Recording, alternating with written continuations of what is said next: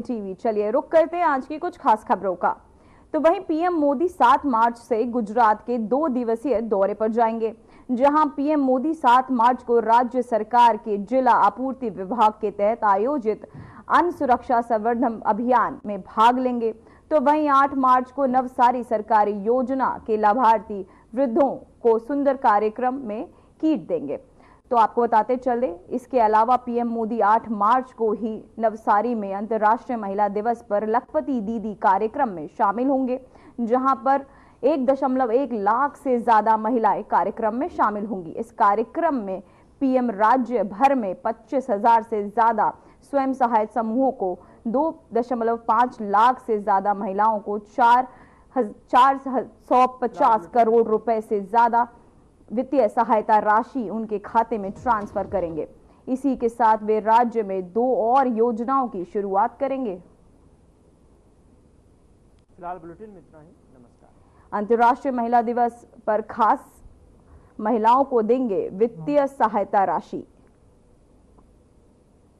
PM Modi होंगे गुजरात दौरे पर, जहां अंतर्राष्ट्रीय महिला दिवस पर सीएम द्वारा महिलाओं के लिए कुछ खास, जहां महिलाओं को देंगे वित्तीय सहायता राशि, महिलाओं को दी जाएगी। साथ ही आपको बताते चले पीएम मोदी होंगे गुजरात दौरे पर, जहां अंतर्राष्ट्रीय महिला दिवस पर खास महिलाओं को देंगे वित्तीय सहायता राशि।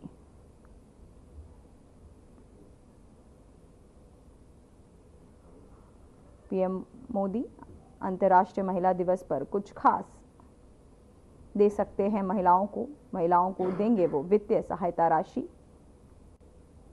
पीएम मोदी होंगे गुजरात दौरे पर,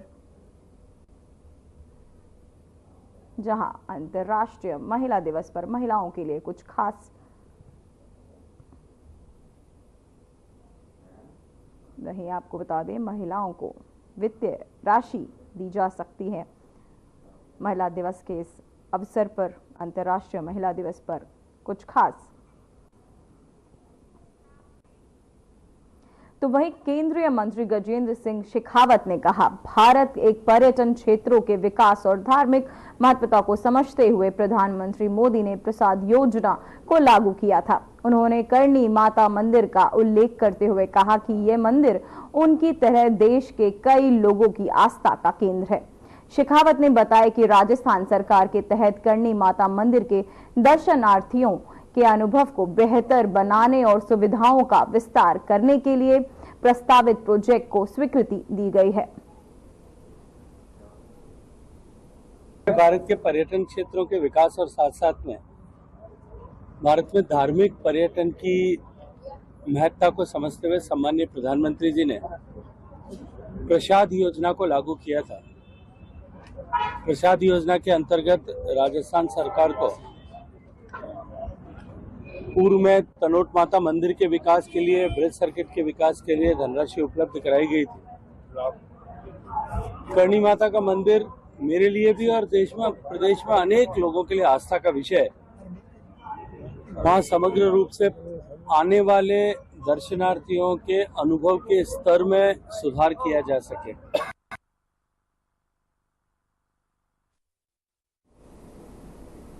तो वहीं दिल्ली सरकार के कैबिनेट मंत्री मनजिंदर सिंह सिरसा चंडीगढ़ पहुंचे, जहां वे आम आदमी पार्टी के सुप्रीमो अरविंद केजरीवाल और सीएम भगवंत मान पर जमकर बरसे। उन्होंने कहा कि लोगों में चर्चा है कि पंजाब में विपश्यना के लिए आए केजरीवाल की सीएम भगवंत मान को हटाने की योजना है, तो कुछ का कहना है कि राज्यसभा में जाने की तैयारियां हो रही हैं।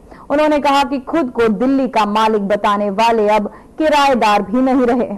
वहीं उन्होंने कहा कि पंजाब में 2027 के विधानसभा चुनाव में बीजेपी अकेले ही मैदान में जाएगी। उन्होंने इस दौरान बयान दिया कि चुनाव में पार्टी लोगों से सीधे जुड़ेगी। हमारी कोशिश पंजाब जीतने की नहीं बल्कि लोगों के दिल जीतने की है।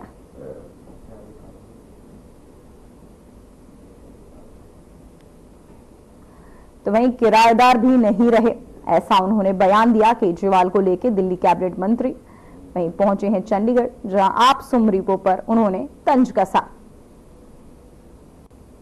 किराएदार भी नहीं रहे मालिक, ऐसा उन्होंने केजरीवाल पर तंज कसा। साथ ही आपको बताते चले आप सुप्रीमो पर ये तंज कसा, किराएदार भी नहीं रहे मालिक।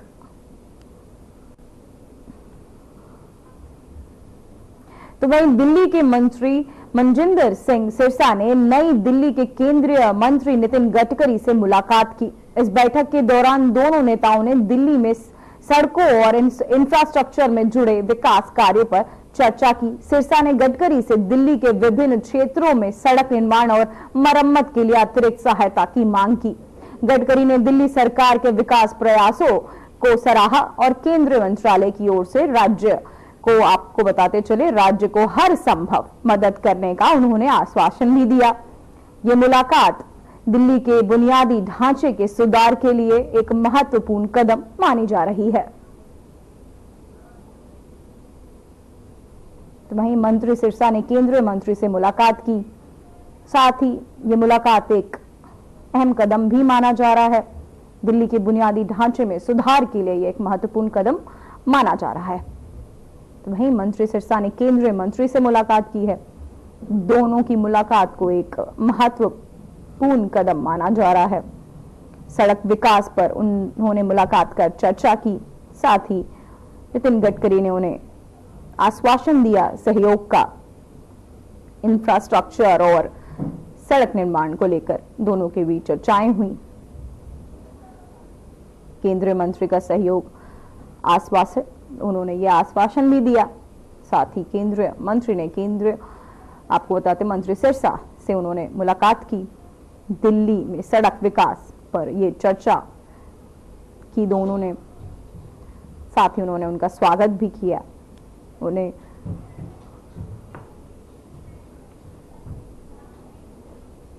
तो वहीं आरजेडी नेता तेजस्वी यादव ने बिहार सरकार पर हमला बोलते हुए कहा, पूरे बिहार में अपराधियों की बहार है। मुख्यमंत्री खुद अपराधियों को छुड़वाते हैं। उनके लिए नया नियम बनाया जाता है कि जेल से बाहर कैसे आया जाए। तेजस्वी ने मुख्यमंत्री नीतीश कुमार पर आरोप लगाते हुए राज्य में कानून व्यवस्था की स्थिति को खराब बताया और इसे जल्द सुधारने की जरूरत जताई। उन्होंने आगे क्या कुछ कहा, आइए आपको सुनाते हैं।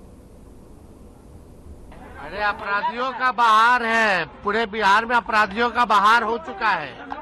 मुख्यमंत्री तो खुद अपराधियों को छुटवाते हैं। उनके लिए नया नियम बनाया जाता कि जेल से बाहर कैसे है। अरे अपराधियों का बहार है, पूरे बिहार में अपराधियों का बहार हो चुका है। मुख्यमंत्री तो खुद अपराधियों को छुटवाते हैं। उनके लिए नया नियम बनाया जाता कि जेल से बाहर कैसे है।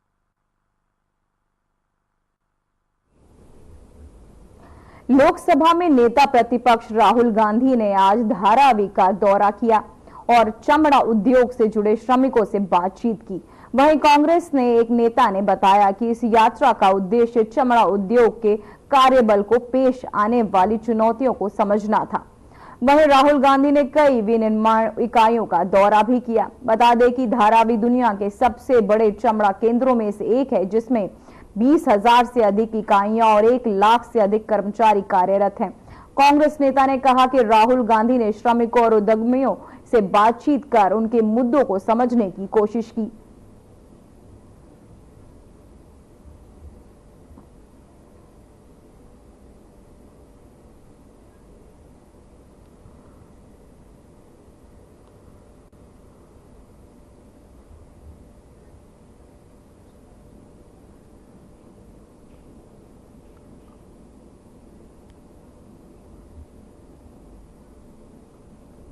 तो वहीं बीजू पटनायक की प्रतिमा से संबंधित विवाद पर उड़ीसा के उप मुख्यमंत्री कनक वर्धन सिंह देव ने कहा, मुख्यमंत्री ने स्पष्ट रूप से कहा कि इस घटना का आपको बताते चले राजनीतिकरण करने की कोई जरूरत नहीं है।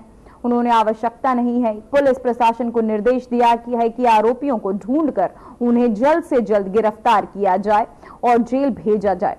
उन्होंने आगे बताया कि अब तक 3 व्यक्तियों को गिरफ्तार कर जेल भेजा जा चुका है। इस घटना पर सरकार की ओर से त्वरित कार्रवाई की जा रही है। देखिए, माननीय मुख्यमंत्री जी ने स्पष्ट हिसाब से आप सबके सामने में उनकी बात रखी। उन्होंने कहा आज के दिन तो राजनीति करने की आवश्यकता कोई नहीं थी। जो घटना घटी थी, जो बीजू बाबू की मूर्ति को तोड़ा गया था, उसको उन्होंने ऑलरेडी निर्देश दिया था कि पुलिस प्रशासन को कह दिया था कि जितनी जल्दी हो सके उन लोगों को आप ढूंढ के उनको अरेस्ट करके जेल में भेजो, एवं उनको तुरंत 3 लोगों को अरेस्ट किया गया है, उनको जेल में डाल दिया गया है। उन्होंने जो वार्ता दिया था उसमें कहा था कि चाहे जितना भी प्रभावशाली व्यक्ति हो जिसने बीजू बाबू की प्रतिमूर्ति को तोड़ा है, उनको छोड़ना नहीं है, उनको जेल में डालना है, और वो करके दिखाया है। तो वहीं महाकुंभ में आतंकी हमले की साजिश रचने वाले आतंकी लजर मसीह को गिरफ्तार किया गया। बीकेआई का खतरनाक आतंकी लजर मसीह को कौशाम्बी के खोजराज से एसटीएफ ने पकड़ा। खबरें हैं कि इसका आईएसआई से सीधा संपर्क है। यह आतंकी बीकेआई के जर्मनी मॉड्यूल के लिए काम करता था। महाकुंभ में आतंकी हमले की उसने की थी साजिश।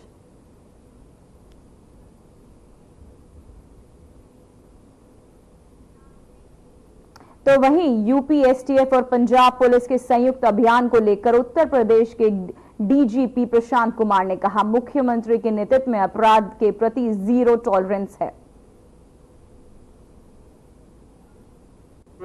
मुख्यमंत्री जी के नेतृत्व में उत्तर प्रदेश में जो अपराध और अपराधियों के प्रति जीरो टॉलरेंस तथा उत्तर प्रदेश को आतंकी एवं राष्ट्र विरोधी तत्वों से अवमुक्त करने की नीति के अनुपालन में उत्तर प्रदेश पुलिस तथा इसके विशेष बल जैसे एसटीएफ तथा एटीएस लगातार कार्य कर रही है। आप सभी अवगत हैं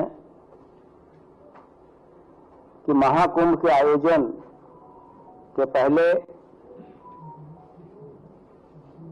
ऐसे विघटनकारी तत्वों के द्वारा जो कि देश और विदेश में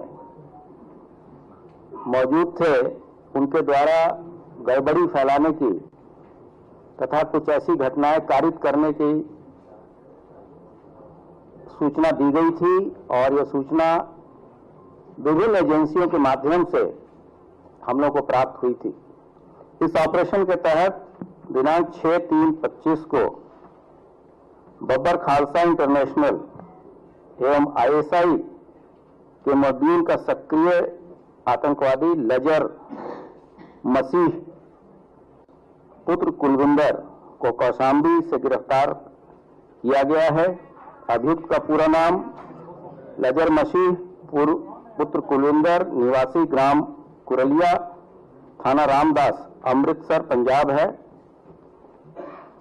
जो बरामदगी हुई है उसमें 3 सक्रिय हैंड ग्रेनेड, 2 अदद सक्रिय डेटोनेटर, 1 विदेशी पिस्टल जो कि यूएसएसआर की बनी हुई है, 13 7.62 की विदेशी जिंदा कारतूस, 2 gelatin rod, 1 Samsung M14 mobile बिना सिम कार्ड के तथा 1 फर्जी पते पर बनाए हुए आधार कार्ड। तो वहीं यूपी के ओलंपियन मेडलिस्ट आईएएस सुहास एलवाई को केंद्र में बड़ी जिम्मेदारी मिली है। अब सुहास भारत सरकार के ज्वाइंट सेक्रेटरी का पद संभालेंगे। यूपी से अकेले सुहास एलवाई का चयन हुआ है। सुहास एलवाई पहले भारतीय अधिकारी हैं जिन्होंने बैडमिंटन में गोल्ड जीता है। सुहास अपने करियर में अब तक कई इंटरनेशनल और नेशनल गोल्ड मेडल जीत चुके हैं। भारत सरकार में 2007 बैच के 6 आईएएस अधिकारियों को ज्वाइंट सेक्रेटरी पद के लिए नामित किया गया है। तो वहीं उत्तर प्रदेश के नोएडा शहर में स्पोर्ट्स सिटी परियोजना में घोटाले की आशंका को देखते हुए सीबीआई ने जांच के आदेश दिए हैं। वहीं इस मामले में 4 कंपनियों समेत 50 बिल्डरों को बकाया वसूली का नोटिस भी जारी कर दिया गया है। अथॉरिटी ने 10,000 करोड़ रुपए वसूलने के लिए नोटिस किया है। वहीं अगर 1 माह के अंदर बकाया रकम जमा नहीं किया गया तो हाई कोर्ट में के आदेश पर कार्रवाई होगी।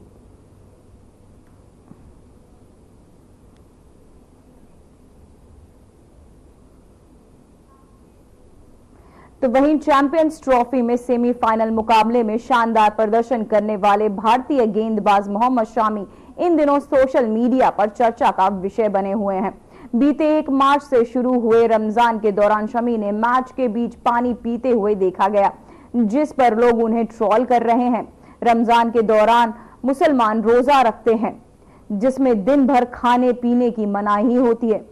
शमी का एनर्जी ड्रिंक पीने का फोटो सामने आने के बाद कुछ यूजर्स ने सवाल उठाया कि क्या उन्होंने रोजा रखा है या नहीं। वहीं कुछ लोग शमी का समर्थन करते हुए दिखे तो उनका व्यक्तित्व मामला है, तो उनसे आप बताते चले। लोगों ने कहा कि ये उनका व्यक्तिगत मामला है। एक यूजर ने हाशमी अमला का उदाहरण देते हुए शमी से रमजान के उपवास रखते हुए खेल की मिसाल देने की बात कही। इस मामले में सोशल मीडिया पर बहस जारी है।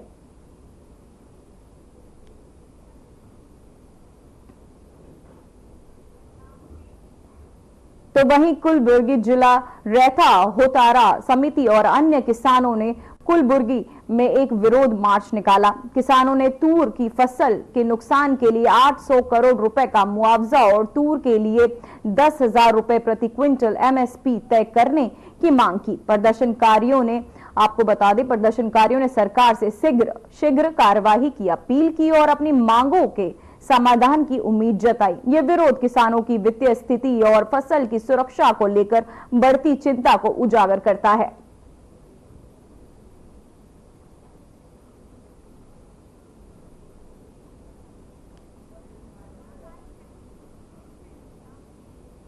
तो वहीं बब्बर खालसा इंटरनेशनल के एक आतंकवादी को उत्तर प्रदेश एसटीएफ और पंजाब पुलिस ने गिरफ्तार किया। वहीं आतंकवादी को गुरुवार तड़के कौशाम्बी जिले से गिरफ्तार किया गया। बताया जा रहा है कि आतंकी पाकिस्तान का खुफिया एजेंसी ISIS के संपर्क में था। आतंकी के पास से 3 हथगोले, 2 ग्रेनेड और 1 विदेशी पिस्तौल और 13 जिंदा कारतूस शामिल हैं।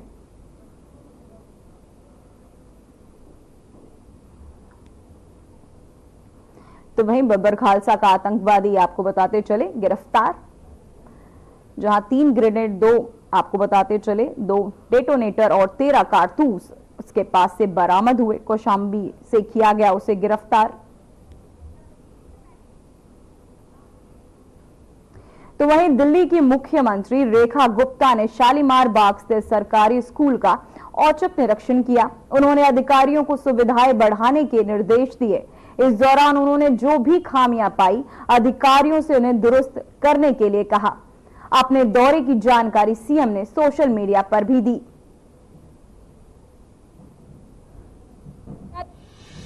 एक्शन मोड में दिल्ली की मुख्यमंत्री रेखा गुप्ता। सीएम रेखा ने अधिकारियों को दिए निर्देश। अचानक पहुंच गई शालीमार बाग के स्कूल ताकि हर शख्स तक पहुंचे सुविधा मूलभूत। कि पिछली सरकारें जो थी वो केवल दर्द का प्रचार करती थी। मैं कोशिश करूंगी कि इस दर्द का उपचार किया जाए। धन्यवाद। दिल्ली में डबल इंजन सरकार का मेगा पावर मिशन मोड पर अब शुरू हो चुका है। राष्ट्रीय राजधानी क्षेत्र के हर नागरिक तक सभी मूलभूत सुविधाएं उचित रूप से पहुंच सके और इसके लिए दिल्ली सरकार निरंतर कार्यरत होती हुई नजर आ रही है। यही वजह है कि खुद दिल्ली की मुख्यमंत्री रेखा गुप्ता दिल्ली की सुख सुविधाओं का जायजा लेने पहुंच रही हैं। चाहे आम जनमानस से जुड़ी समस्याएं हो या फिर शिक्षा स्वास्थ्य से संबंधित कोई मसला, सीएम रेखा हर मसला का हल करना चाहती हैं। मुख्यमंत्री रेखा ने दिल्ली के शालीमार बाग स्थित सरकारी स्कूल का औचक निरीक्षण किया। उन्होंने अधिकारियों को सुविधाएं बढ़ाने के निर्देश दिए। क्या कुछ इस स्कूल से तस्वीरें निकल कर आई, आप खुद देखिए और समझिए।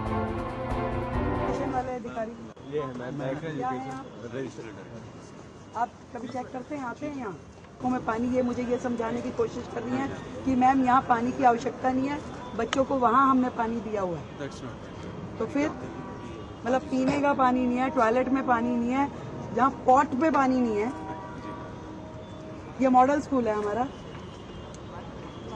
आप ही बताइए मुझे ऐसी स्थिति में क्या एक्शन लेने की। इस दौरान उन्होंने जो भी खामियां पाई अधिकारियों से फौरन उन्हें दुरुस्त करने के लिए कहा। अपने दौरे की जानकारी देते हुए सीएम ने सोशल मीडिया पर बताया कि किस तरीके से यहां पर तस्वीरें नजर आई। उन्होंने लिखा, शालीमार बाग विधानसभा क्षेत्र के अंतर्गत वार्ड नंबर 55 के शालीमार गांव चौक, मैक्स रोड, हैदरपुर गांव चौक सहित अन्य क्षेत्रों में पेयजल, सफाई और सड़कों की स्थिति का गहन मूल्यांकन करने के लिए अधिकारियों के साथ दौरा किया। यही नहीं, अभी 2 दिन पहले ही मुख्यमंत्री रेखा दिल्ली के जीटीबी हॉस्पिटल भी पहुंची थी। निरीक्षण के दौरान दिल्ली की मुख्यमंत्री ने जो भी खामियां पाई अधिकारियों को उन्हें फौरन दुरुस्त करने के लिए कहा। सीएम रेखा का साफ कहना है कि डबल इंजन की सरकार जिस तरह के अन्य राज्यों में काम कर रही है, अब दिल्ली में भी डबल इंजन की सरकार का काम जनता को साफ नजर आएगा। कुल मिलाकर दिल वालों की दिल्ली को कोई परेशानी न हो, उनकी समस्याओं पर न केवल बात हो बल्कि उसका फौरी समाधान भी हो, फीडबैक के आधार पर वर्क हो या फिर अधिकारियों को जल, सड़कों और गंदगी से संबंधित समस्याओं का फौरन समाधान सुनिश्चित कराना हो। ये सब खुद मुख्यमंत्री रेखा गुप्ता अपने स्तर पर दुरुस्त करवा रही हैं। सीएम रेखा की माने तो उनका उद्देश्य है दिल्ली के हर नागरिक तक सभी मूलभूत सुविधाएं उचित रूप से पहुंचे, जिसके लिए दिल्ली सरकार